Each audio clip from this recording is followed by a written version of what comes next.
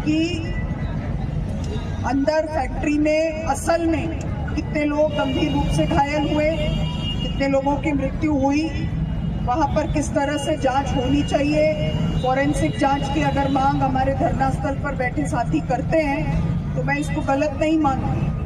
किसी भी घटना के बाद फॉरेंसिक जांच होना और जांच में जो पाया गया उसका खुलासा करना, ये एक तरह से देखा जाए तो हमारा संवैधानिक हक है जानने। आखिर जो कानून बने हैं वो इसीलिए बने हैं कि आम लोगों को सुविधा मिले और उनको पता चले कि उनके साथ किस तरह का न्याय किया जाए। मुझे ये भी महसूस होता है कि आज जिन लोगों को एक वैकल्पिक शैक्षणिक संस्था में रखा गया है, शैक्षणिक संस्था की अपनी भी एक अलग तरह की भूमिका होती है, वहाँ शिक्षा का भी काम होना है, परीक्षा सर पर है उसका भी काम होना है। ऐसे में यदि सभी पीड़ित परिवार ये मांग करते हैं कि जो खाली पड़े हुए प्रधानमंत्री आवास योजना के अंतर्गत घर हैं उनमें वैकल्पिक व्यवस्था की जाए, तो ये कोई नाजायज मांग नहीं है। इसके बारे में निश्चित तौर पर संवेदनशीलता के साथ प्रशासन को विचार करने की जरूरत है और इसे पूरा भी करना चाहिए। इस तरह की प्राकृतिक आपदाएं या मानव निर्मित आपदाएं कहीं पर भी अगर होती हैं तो उसके लिए ये भी एक तरीका है कि अलग अलग प्रशासन के अधिकारी जो पंचनामा बनाते हैं उसको लोगों के बीच में बनाते हैं और उसका खुलासा करते हैं कि उसमें आखिर क्या देने का वायदा किया गया, और आने वाले कम से कम 6 महीने से 1 साल तक पीडीएस का राशन परिवारों को मिले, क्योंकि आज उनकी तो परिस्थिति ये है कि उनके पास आगे आने वाले जीवन यापन करने के लिए उनके पास कोई साधन नहीं है, तो उसके बारे में जरूर सोचा जाना जरूरी है। मैं ये भी मानती हूँ कि जितने भी अलग अलग डॉक्यूमेंट हैं, चाहे वो आधार कार्ड हो, चाहे जन्म प्रमाण पत्र हो, चाहे जाति प्रमाण पत्र हो या अन्य जो भी इस तरह के जरूरी कागजात होते हैं, उसके लिए भी 1 दिवसीय शिविर लगाकर एसडीएम लेवल के अधिकारी को वो उसी के दिन वो सारा का सारा कागज बनाकर देना चाहिए, ताकि लोगों को किसी भी प्रकार से उसके लिए चक्कर ना काटना पड़े और प्रशासन के सामने बार बार जाना ना पड़े। मुझे ये भी महसूस होता है कि काफी परिवार ऐसे थे जिनका किराए पर जो वहाँ पर उस परिसर के आसपास रहते थे, ठीक है, उनका स्वयं का मकान वहाँ नहीं था, लेकिन वो किराएदार के तौर पर वहाँ रहते थे। उनके पास भी आज कोई वैकल्पिक व्यवस्था नहीं है कि जहाँ जाकर के वो रह सके और अपने परिवार का संरक्षण कर सके। उनके बारे में भी एक सूची बनकर उनके लिए क्या किया जाएगा ये भी तय होना चाहिए।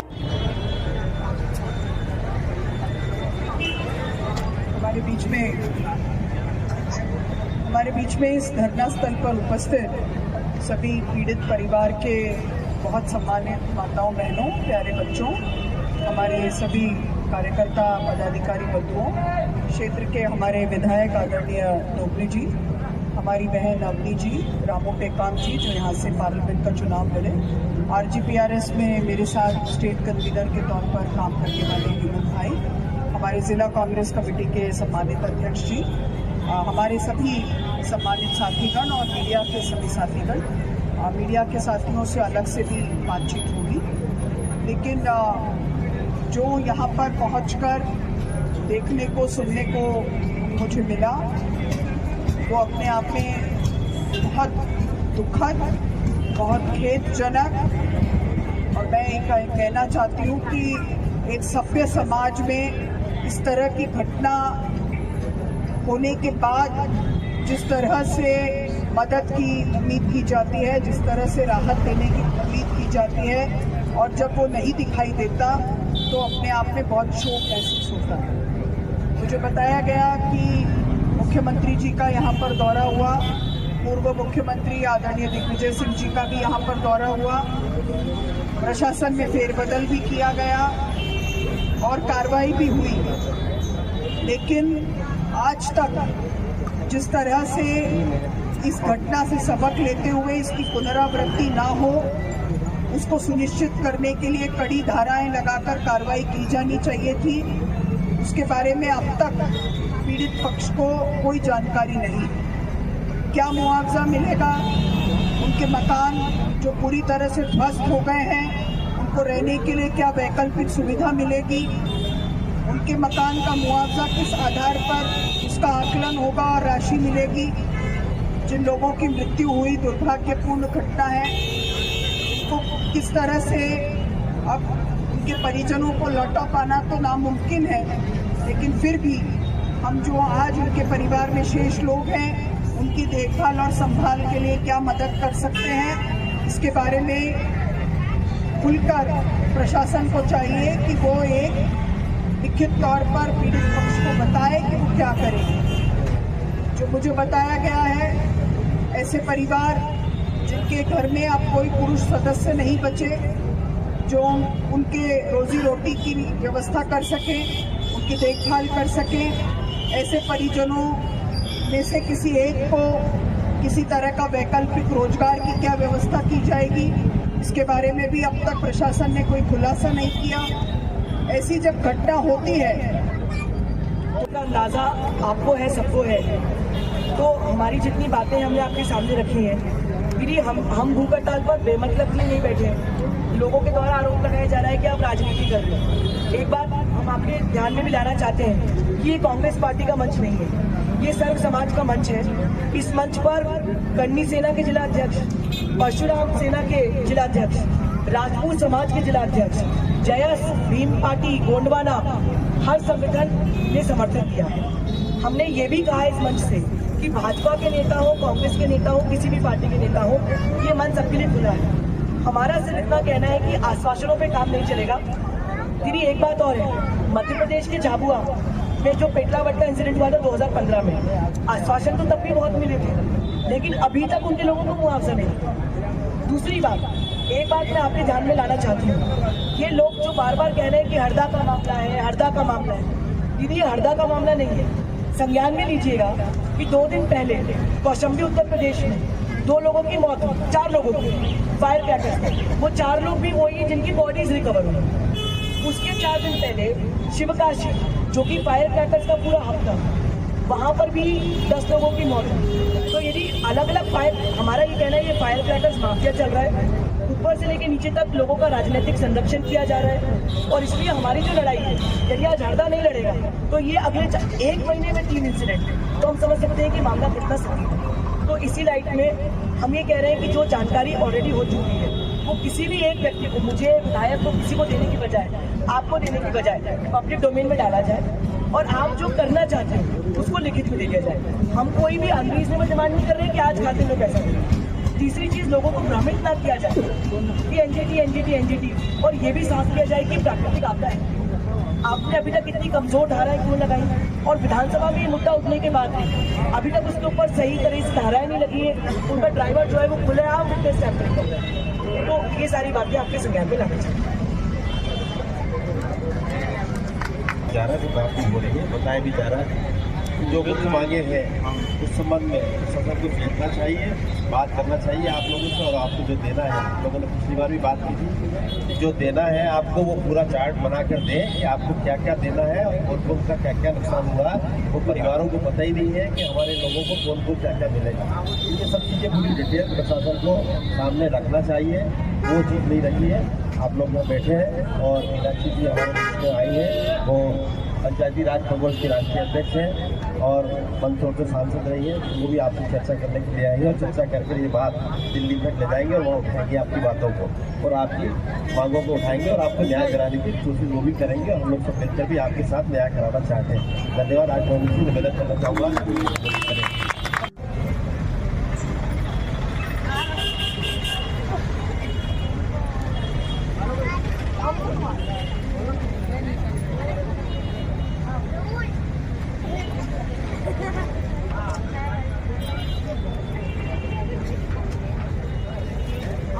उधर बैठे रास्ता में लोग कागज पत्तर पहले जरूर पड़े हुए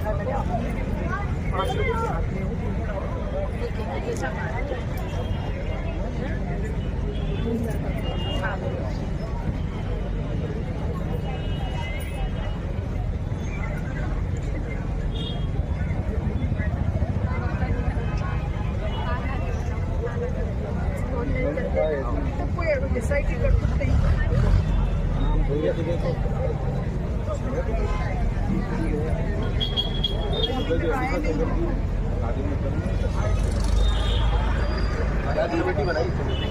सारे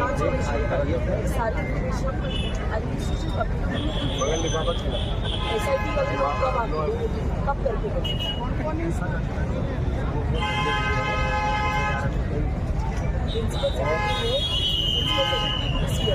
और संजय बेटी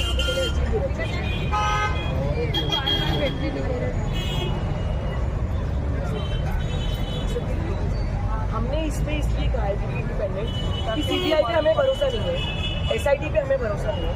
हमारा ये कहना है कि आप जो टीम बनाएं उसमें पीड़ितों की तरफ से भी 2 लोगों को नॉमिनेट करके रखा जाए, उसमें विपक्ष का भी कम से कम एक बंदा हो तो फेयर रहेगी ना दीदी। आप किसी को भी बना के बता दो तो क्या इन्वेस्टिगेशन।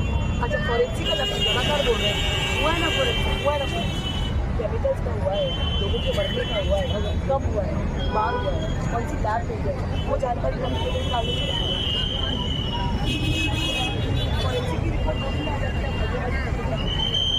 इतने डिले गए, आपकी कोई फॉरेंसिक रिपोर्ट नहीं, आपको ये नहीं पता है कि कितने लोग वहाँ पे काम करते थे और हादसा हुआ कैसे, ये भी आपकी जांच नहीं है।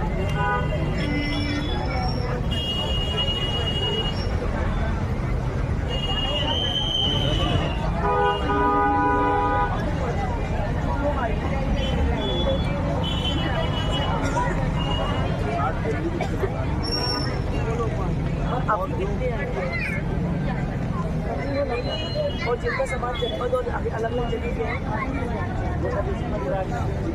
एक सेकंड, समाज अलग अलग जगह पहुँच चुका है, लेकिन उन्होंने व्यवस्था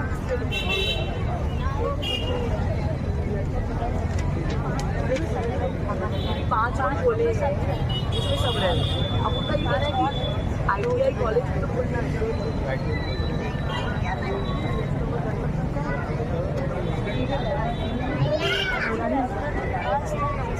शनिवार को ITI कॉलेज के इंचार्ज का होने की खाली है।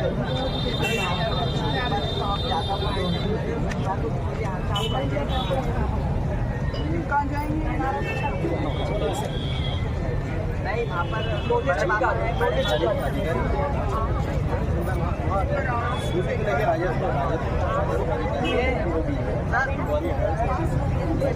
ये रहा, इनसे बोला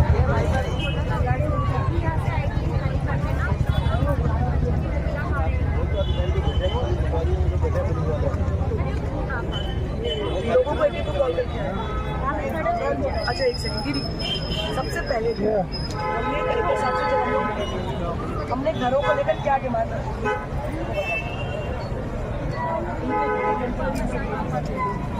बोला यहाँ प्रधानमंत्री आवास 45 इंश्योरेंस राज्य हॉस्पिटल में आपको मिलेगा वहाँ शिफ्ट कर दो, तो इसकी कोई व्यवस्था होगी तो ये वहाँ रह लेंगे खाली पड़े वहाँ पे हमारा चलेगा। अच्छा खाना कैसे मिल रहा है ITI में?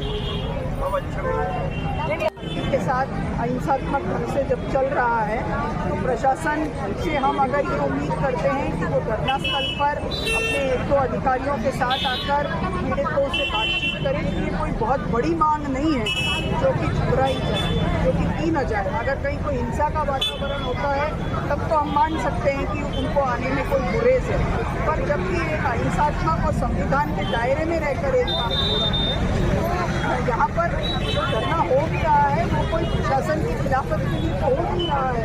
ये जो धरना हो रहा है वो न्याय की लड़ाई के लिए हो रहा है।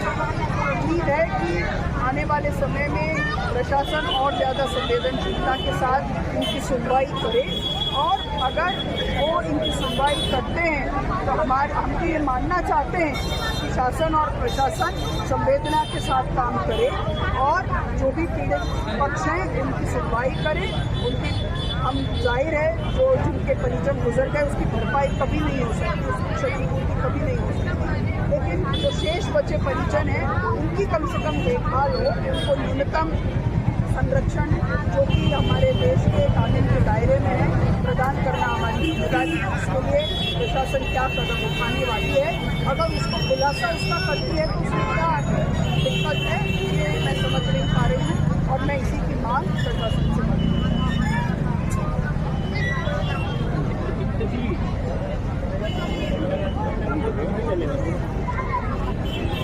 है हमारे सारे साथी इसमें एकजुट हैं और हम सब मिलकर आने वाले समय में इस मुद्दे को लेकर न्यायपूर्ण तरीके से इसका निपटारा हो उसका पूरा प्रयास करेंगे। मैं ये भी कहना चाहती हूँ कि जिले के प्रशासन को चाहिए कि वो धरना स्थल पर आकर बात करें। जिले का प्रशासन और प्रशासनिक अधिकारी उनका प्रथम दृष्टया काम ही ये होता है कि वो लोगों की आवाज को सुने और उसको शांतिपूर्ण चलने वाले एक आंदोलन की आवाज को आकर के धरना स्थल पर सुने। लेकिन मैं ये भी साथ में कहना चाहती हूँ कि केवल यहाँ आकर बात सुनने भर तक की बात नहीं है।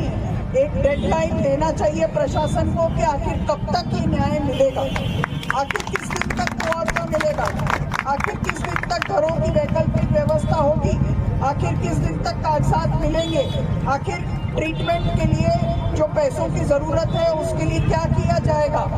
मकान अगर ध्वस्त हुआ है तो मकान के साथ साथ सारे कपड़े, बर्तन और अन्य जो रोजमर्रा के जीवन के लिए उपयोगी चीजें हैं उसका भी नुकसान हुआ है, तो उसकी भरपाई कब तक होगी और कैसे होगी, ये सारी चीजों पर प्रशासन को खुलकर अपनी बात रखनी चाहिए। मेरी ओर से मैं भी प्रशासन से भी बातचीत करूंगी और मैं यहाँ पर जो हमारे मीडिया के साथी उपस्थित हैं उनके जरिए ही ये सूचनाएं प्रदेश के अलग अलग हिस्सों तक पहुंची हैं। मैं आपका धन्यवाद करती हूँ और उम्मीद करती हूँ कि जो लोकतंत्र का चौथा स्तंभ है वो किसी के दबाव में कभी होता नहीं है। प्रशासन शासन के दबाव में हो सकता है, लेकिन विपक्ष के तौर पर और जनता के बीच में जनता के साथ खड़े हुए दो ही स्तंभ हैं, एक न्यायपालिका है और एक स्वतंत्र मीडिया है। तो मैं उम्मीद करती हूं कि आप अपने किरदार को निभाएंगे और निश्चित तौर पर पूरे ईमानदाराना ढंग से इस मुद्दे पर लगातार आपकी कलम पैनी होकर के लिखती रहेगी और प्रदेश के अन्य सब साथियों को भी इसके विषय में अवगत होने का मौका मिलेगा और हम सब संबंध होते हुए इस आंदोलन में आपके साथ रहेंगे। बहुत बहुत धन्यवाद। जय जगन्नाथ। जितने भी लोग जिनका इलाज चल रहा है, दो तरह का इलाज है। एक वो लोग हैं जिनको की अभी जरूरत थी इलाज की और ईश्वर से कामना है कि वो जल्दी ही स्वस्थ हो जाएं, और अगर उनको ऐसा उनका इलाज है जिसमें उनको कम से कम 3 महीने से लेकर 6 महीने 1 साल तक जरूरत पड़नी है फॉलोअप ट्रीटमेंट की, चेकअप की, तो उसकी व्यवस्था प्रशासन क्या करने वाली है इसका भी खुलासा होना चाहिए। तो मेरा एक अनुरोध होगा, हमारे जो भी यहाँ पर साथी इस धरने का संचालन कर रहे हैं, 125 घंटे से लगातार भूख हड़ताल पर बैठना अपने आप में ये बताता है कि किस तरह से संवेदनशीलता के साथ इस मुद्दे से पीड़ित पक्ष को न्याय दिलाने के लिए हमारे साथी यहाँ लड़ रहे हैं। एक तरफ हमारे नेता आदरणीय राहुल जी पूरे देश में न्याय यात्रा के लिए इसी तरह के सर्वहारा समाज और हाशिए पर खड़े समुदाय जो कि कहीं किसी को दिखाई नहीं पड़ते, उनकी लड़ाई लड़ने के लिए ही वो ये काम कर रहे हैं, ये यात्रा कर रहे हैं। ऐसे में हम सब जो कांग्रेस के साथीगण हैं, हमारा भी कर्तव्य है कि हम अपने अपने क्षेत्र में जहां इस तरह के मामले सामने आते हैं वहां पीड़ित पक्ष के न्याय की लड़ाई लड़ें। और ये लड़ाई कोई हमारी किसी प्रशासनिक अधिकारी से नहीं है, मैं तो ये भी कहूँगी कि किसी सरकार से नहीं है। लड़ाई हमारी न्याय के लिए है, लड़ाई हमारी अन्याय के खिलाफ है। हम तो ये मानना चाहते हैं कि प्रदेश की नई चुनी हुई सरकार जिसको 2/3 बहुमत मिला है वो जरूर पीड़ितों के साथ न्याय करेगी, हम ये मानना चाहते हैं। हम चाहते हैं कि प्रदेश की सरकार जिम्मेदारी के साथ इस काम को करे, जिम्मेदारी के साथ नैतिक दायित्व समझकर अपने कर्तव्य का वहन करे। ये हम मानते हैं कि न केवल एक चुनी हुई सरकार का कर्तव्य है बल्कि हम लोगों का हक है और हम उसकी मांग कर रहे हैं। हम किसी भी प्रकार से संविधान के दायरे में रहकर अहिंसात्मक ढंग से ये जो धरना यहाँ पर चल रहा है उसमें हम सबका पूरा समर्थन है। हमारी कोशिश होगी कि हमारे शीर्ष नेताओं को भी इससे हम अवगत कराएं और उनके भी जरिए न्याय के लिए हम जरूर गुहार लगाएंगे। यहाँ पर हमारी जो लड़ाई है वो किसी व्यक्ति के खिलाफ नहीं है, लेकिन एक व्यवस्था जो कि गरीबों की अनदेखी करे या फिर पीड़ित पक्ष के साथ आकर खड़े होने के बजाय उसकी लीपापोती करने की कोशिश करे, उस व्यवस्था से हमारी लड़ाई है और उस व्यवस्था से लड़ना हमारा कर्तव्य भी है। मुझे विश्वास है कि जैसे यहाँ के हमारे चुने हुए जनप्रतिनिधि ने विधानसभा में स्थगन प्रस्ताव रखा, आप लोगों की मांगे वहाँ पर रखी, उसके कारण निश्चित तौर पर एक दबाव प्रशासन पर पड़ा होगा। जिला कांग्रेस कमेटी और हमारे अन्य संगठन के साथी हमारे पूर्व नगर पालिका के अध्यक्ष आदरणीय हेमंत भाई ने और अग्नि जी ने मिलकर जिस तरह से मकानों को जो उसी दिन बुलडोजर चलाकर तोड़ने की साजिश हुई तो रात को 2 बजे तक धरने स्थल पर बैठकर उस प्रक्रिया को रोका। हम सब हमारे ऐसे साथियों पर फख्र करते हैं और विश्वास करते हैं कि आने वाले समय में इस लड़ाई में जिस तरह से भी हमको सहयोग करना होगा। हेमंत भैया और केदार भैया, मामू भैया, हेमंत भाई आपके ऊपर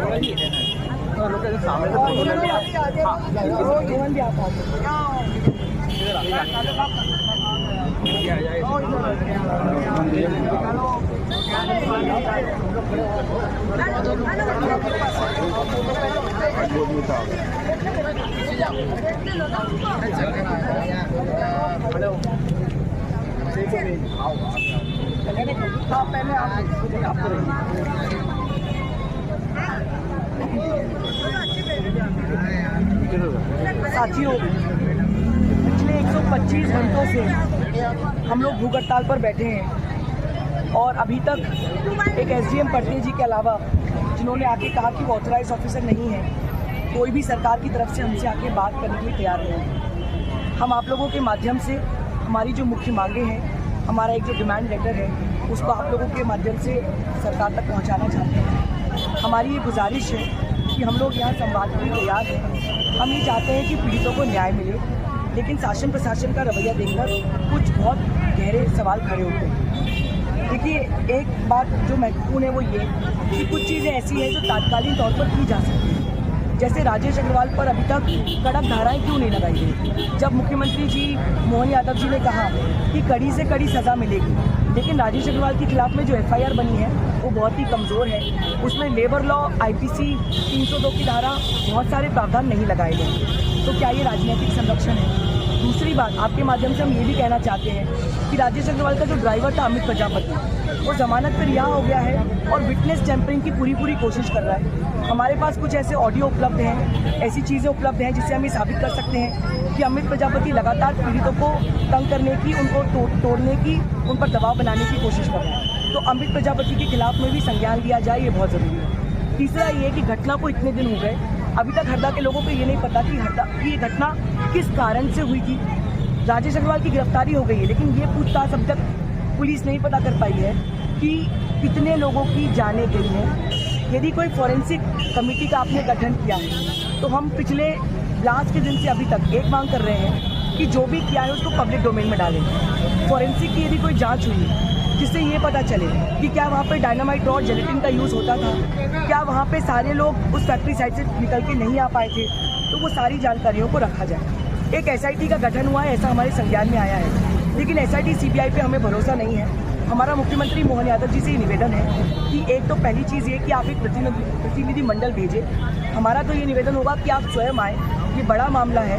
हमने देखा कि 2 दिन पहले कौशाम्बी उत्तर प्रदेश में भी एक फायर क्रैकर फैक्ट्री में 4 लोगों की जान गई। उसके कुछ दिनों पहले शिवकाशी में भी लोगों की जान गई। मतलब ये फायर क्रैकर्स माफिया है जिसमें ऊपर से लेकर नीचे तक काफ़ी लोग संलिग्न हैं। और इसलिए हमारा ये निवेदन है कि मध्य प्रदेश में फायर क्रैकर माफिया ना चल पाए। मोहन यादव जी तुरंत इसका संज्ञान लें और या तो स्वयं हमसे बात करने आए, हमारी मांगों को पूरा करें, या अपनी ओर से प्रतिनिधि मंडल को भेजें। और दूसरी चीज़ ये कि जो चीज़ें ऑलरेडी की जा चुकी हैं, जैसे SIT का गठन, लेकिन SIT में आपने अपने 3 लोगों को डाल दिया। पीड़ितों की तरफ से 2 लोगों को नामांकित किया जाए और विपक्ष का भी उसमें एक बंदा रखा जाए। मैं मोहन यादव जी से एक ही संदेश देना चाहती हूँ, ये मामला जो है ये राजनीति के ऊपर है, ये मानवता का मामला है और उसी प्रकार से इसका संज्ञान लिया जाए। एक आखिरी बात मैं आप लोगों को साथियों को अपडेट करना चाहती हूँ। 125 घंटे बाद आज हमारा 6वां दिन है भूख हड़ताल का। शुरुआत में 12 साथी थे और एक साथी था जिसका हमने रिकॉर्ड में नाम नहीं डलवाया, क्योंकि उन्होंने कहा था कि जब भी कोई साथी टूटेगा तो वो स्टेप इन कर लेंगे। हमारी ऐसी तैयारी थी। 12 साथियों में से हमारे 6 साथी, 4 साथी हॉस्पिटलाइज हो चुके हैं और 2 साथियों की तबीयत बहुत सीरियस रूप से बीमार हो चुकी है। तो उनको बहुत प्रेशर बना के उनको अपना भूख हड़ताल तोड़ना पड़ा है। लेकिन हमारे 6 साथी हैं जो हम डटे हुए हैं और हम आपको ये आश्वासन दिलाना चाहते हैं कि हम पर कितना ही दबाव हो, जब तक हमारी मांगों को पूर्ण नहीं किया जाएगा हम यहाँ पर डटे रहेंगे। बहुत बहुत धन्यवाद।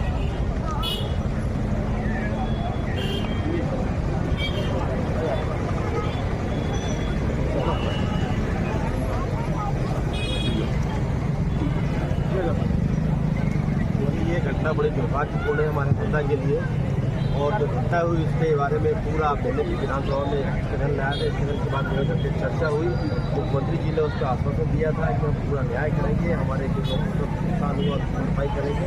पर आज तक अभी पूरी घटना का जो दिखेगी उसमें भरपाई नहीं हो पाई है। एक फौरी लाभ मिला है, इसके अलावा कोई लाभ नहीं मिल पाया। इसकी मांग करते हम लोग बढ़ रहे हैं और आगे भी चलते रहेंगे। उनको प्राप्त मुआवजा होना चाहिए। आज NTT का जो हवाला देते तो उसको फिक्स करके देते हमारे पेरेंट्स के बाद या बैठ के कि जो आप देना चाहते किसको क्या क्या मिलना है, क्या स्थिति बनेगी, उसका अगर मकान मिलेगा था और आपको कितना दे रहे हैं ये तो स्पष्ट करें, सब पब्लिक के सामने आए, उसके सामने आए तो समझ में किसको क्या मिल रहा है। पर वो चीज़ें अब तक हो नहीं पाई है। तो हमारा ये कहना है कि उनको न्याय होना चाहिए इनके साथ, और इनकी जो मांगे हैं, जो जायज़ मांगे हैं, बिल्कुल तत्काल मांगना चाहिए और तत्काल कार्रवाई करके उनको मुआवजा देना चाहिए। ये मांग करते हैं।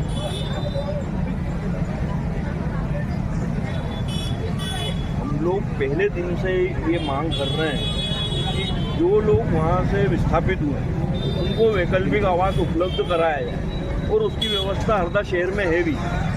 45 प्रधानमंत्री आवास खाली पड़े।